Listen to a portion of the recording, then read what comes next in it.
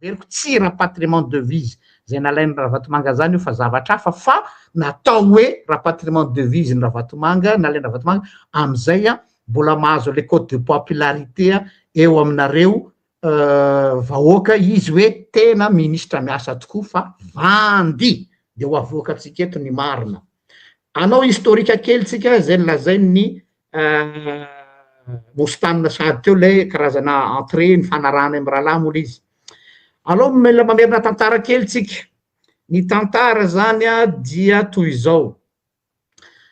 Tamin'ny andro ny HVM, eto zany aloha de efa holazaiko mialako tsiny tsy manana problème amin'ny HVM aho, tsy manana problème amin'izanizy aho fa ny marina de marina foana. De eto no ahitanareo hoe rehefa misy olona tojo an'le izy ka tsy manana affaire personnel am'ireo de tsy maintsy lazaina ny marina. Io moa tsy lazainareo anareo de tsy mamely an'ry foana fa eto ny marina de marina zay dossier tena izy no izy. Amerina kely tantara araky ny le source primaire nazahoako an'izy ty de izao. Ny HVM tamin'ny andro ny HVM de nisy contrat ny fanarahan'ny fitondrana HVM sy ny Russe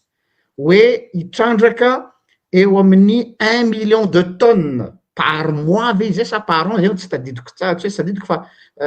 resaka izay natao tokony natao izy iny zay niarahana tamin'ny Russe miaraka amin'ny tao amin'ny société Cromita. Averiko tamin'ny andro ny HVM de nisy contrat zay niarahana tamin'ny Russe hoe hitrandraka 1 million de tonnes par mois izy na par an tsy précis tsara fa andro alina moa zay no nandray an'le izy ka zay vao soratro de maika be manoratro. De nisy problème nefa ny fitrandrahana an'izy io tao amin'ny miaraka amin'ny société Cromita. Zany hoe kely le produit azo fa tsy araka ny nantenainy Russe. Maheno tsara daoly kely ny produit azo fa tsy araka nantenainy Russe. Dia mila ny verenana andray zany hoe ahoana ny élargissevana an'ilay activité dia aveo nisy an'le problème politique tamin'ny Ngarajao iny de tonga ny régime ny Andry Rajoelina. Dia ny zavatra fantatra aloha zany de zao hoe tsy hita mifona aho fa dia araky ny source nomena tsy hita le vola zay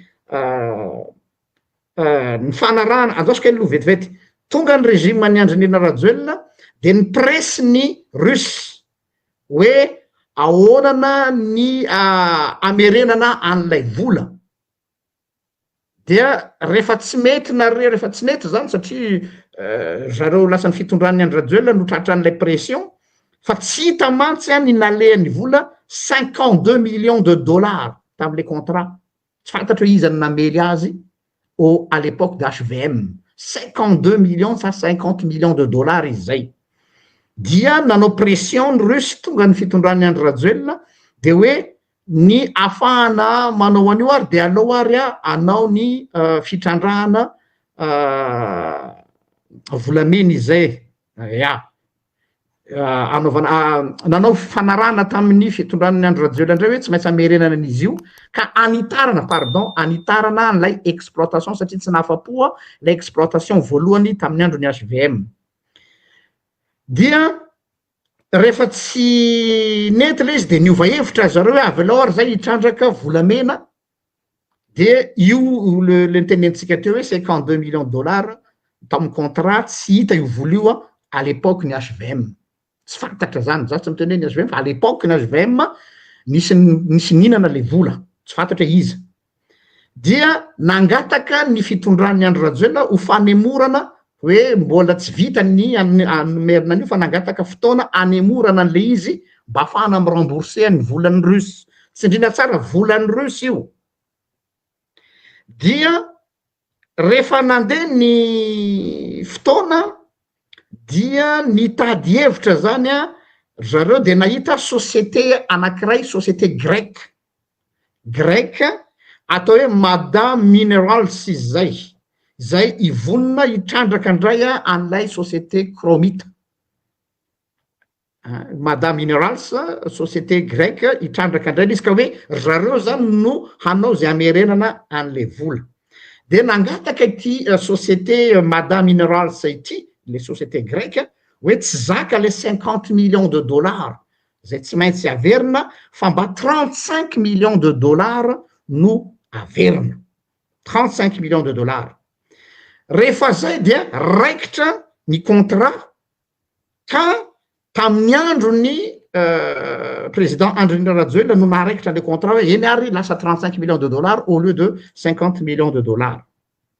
Teo anelanelan'izay nefany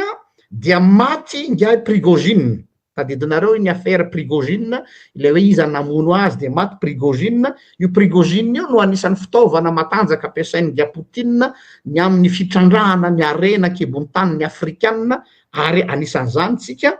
Dia nisy koa le guerre d'Ukraine, dia nisy moment de flottement zany teo nafaty an'ny Prigozhin, zay nitarika ny Wagner, ary le guerre d'Ukraine dia ohatrany hoe nistagna teo io affaire io. Dia ny sanction internationale koa dia milaza hoe tsy azon'ny européen ny mifampiraraha amin'ny Russie, dia tsy afaka ny verser an'io vola io ny grec any Russie, dia nitady izy fomba anankiray iversena an'io vola io satria tsy afaka alefa directa le izy. Dia izay problema zay zany teo, zany hoe tsy azo zany volan'ny Russie io. Aloha zava-tsara fa tsy volan'ny Ravatomanga, volan'ny Russie. Dia rehefa nisy ny moment de flottement, nefa le contrat tamin'le société grecque efa nandeha ihany ny hamerenana ny volan'ny Rosianina. Volan'ny Rosianina, tsy lina tsara, zay ny fanarana tamin'ny andro ny HVM, dia tsy afaka mandrotsaka directa any Russie zareo. Dia le société grecque io zany no ny sazy zay nitranga tamin'ny européen, ny sazy ny européen amin'ny Russie tsy ahafahana nanao azy, dia nitady izy société anankiray écran mba ahafahana mandrotsaka an'io vola io. Dia nisy société écran anankiray tany Maurice, io no lazainy Madame Fanirso hoe Ravatomanga, c'est faux. Misy société écran anankiray tao Maurice, ary io société écran anankiray ao Maurice io même immeuble amin'ny cabinet misy ny société ny Ravatomanga. Averiko indray, nahita société écran anankiray io société io any Maurice, dia tao anatin'ny immeuble tanao ohatrany hoe tour d'orange io zao ngeza be, dia misy samy manana braony ohatrany hoe tour World Trade Center, tour Trump Center, dia samy manana braony société tsirairay. Dia tao anatin'ny immeuble io ny société ningahy PDG Mamy Ravatomanga, ary tao anatin'io société immeuble koa ny société anty société écran anankiray mauricianina tia, izay nanaiky ny androtsan'ilay société grecque an'le vola ny fanarahana hoe 35 millions de dollars zay volan'ny Russe, dia zareo no mandrotsaka any no androtsaka azy, dia ireo aveo zany no manao zay andefasana azy any amin'ny Russe rehefa aveo. Zay zany le resaka. Io no nandrotsany grec, le société grecque an'ilay vola, dia a charge an'le société io ndray ny mandrotsaka azy any Madagascar zay makany amin'ny Russe rehefa aveo. Avant septembre 2025 io, tsindrina tsara, satria septembre 2025 non, oui, avant septembre 2025 no ny voan'io resaka io, dia tsika malala tsara le nipoka lay le soi-disant tolona iny mbola resaka hafa indray iny. Dia entre-temps nandeha foana ny procédure, inona le procédure, niady ireo tompon'le vola, nanao mise en demeure nitaky an'le vola, resaka raharaha tribunal ady madio, raharaha tribunal ady madio nandeha ny procédure momban'izy io. Dia rehefa nandeha le mise en demeure zay tsy misy dirany Madame Fanirso Ernève misy ty resaky ty.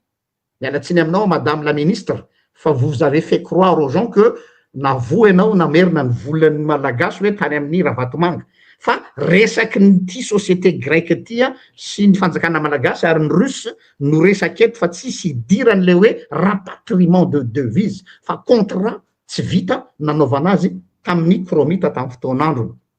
Dia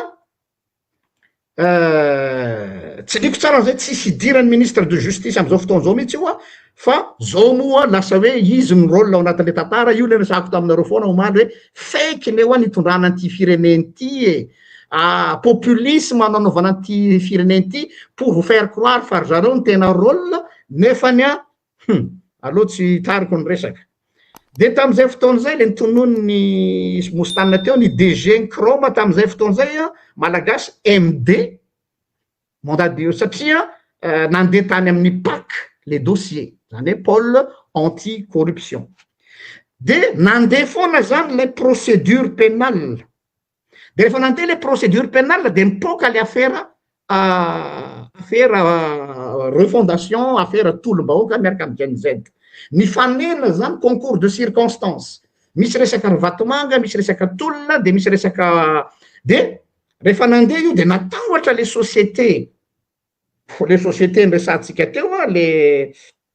les sociétés écran grec izy iny raha tsy diso a de niahia les sociétés écran any Maurice hoe tsy anao an'io versement io zahay miato zany le versement tokony atao le versement io le lazainy madame Faniry Soa am'izao fotoana fa io ny rapatriement de devise ce qui est faux tsy nanao an'le versement ry zareo sao matsosy fangaro amin'ny affaire politique zay tsisy idirany zareo fa resaka business tamin'ny andro ny HVM de nitohizany andro Rajoelina ary nilovain'ny refondation dia na tsy nataony zareo le versement natao zareo sao de lasa misy fangarony resaka politique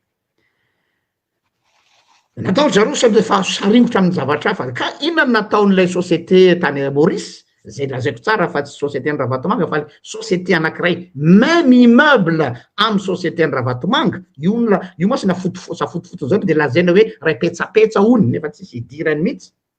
de zao hoe ozy le société écran tany Maurice angalao ordonnance any amy tribunal de commerce satria ady madio le izy mba hahafahany amy sécuriser ny versement n'le vola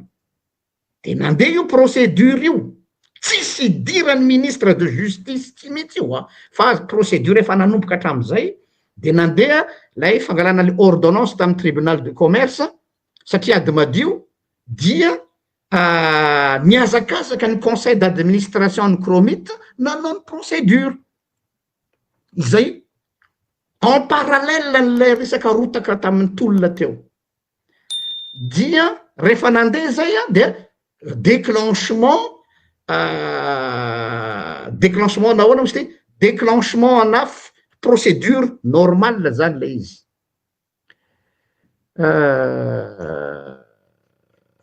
de ty am'izay le coïncidence zay nilalaovany sasany io le lazaiko tamimaly hoe madame Faniry Soa mahay misurfe ao anatin'le tantara de am'izay izy no misalotra ny voninahitra zay le izy de lazaina fa hoe enimpolo taona tsy nisy volany verina mihitsy ny rapatriement de devise zany ny atao hoe fake de haut niveau raha tsy fantatrareo vaoaka malagasy fake haut niveau avolenta kanefa moa mbola veriko foana hoe ny zavatra oatra mitony rehefa ny fake bulle tsy maintsy mipoaka rehefa avy eo de nitoy ny tantara dia tamy fotoana nanaovana ny nomination ny gouvernement eo indrindritsika zao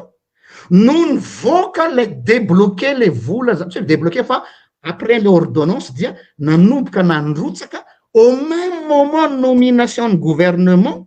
le société écran tany Maurice ka ino no ny reharehan'ny ministre de justice hoe tanareo fa vao tonga de tafaveriko daholo ny vola avy any amin'ny rapatriement de devise satria le izy zany le atao hoe tena mifanojo tsara dia ny gasy ve moa alala zany fa ny mpanao koma zareo matanjaka publicité be de be ry zareo no leader d'opinion hatrany amin'ny fomba fahaizana manabado ny vahoaka dia ohatrany hoe izy no tena rôle le tamy tanàna zay le izy dia nirotsaka tamin'io le vola ka ao anatin'ny fifanarahana tsara ho fantatsika voaka malagasy de hoe impito mandoha io vola io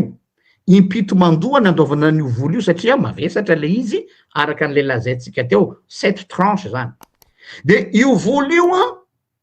tsara mariana ary eto ny zavatra mampatahotra anay eto amin'ny fanorenana miabo carte sur table tsy atsika malagasy io. Eo tsika zao nolazaina fa rapatriement de devise, vola nangalarany retsy de hoe averina fa volan'olona io, volan'ny Rusy fa tsy volatsika malagasy. De hoy ty source zay nanome an'ty zavatra ty dossier ty de hoe raha fantatry ny Rosianina fa débloqué ny volany zareo ka mirotsaka ty amitsika de tsy te halala anareo Poutine fa dia ataovy zay mety fa zay tratra farany eo no mifafany kioany.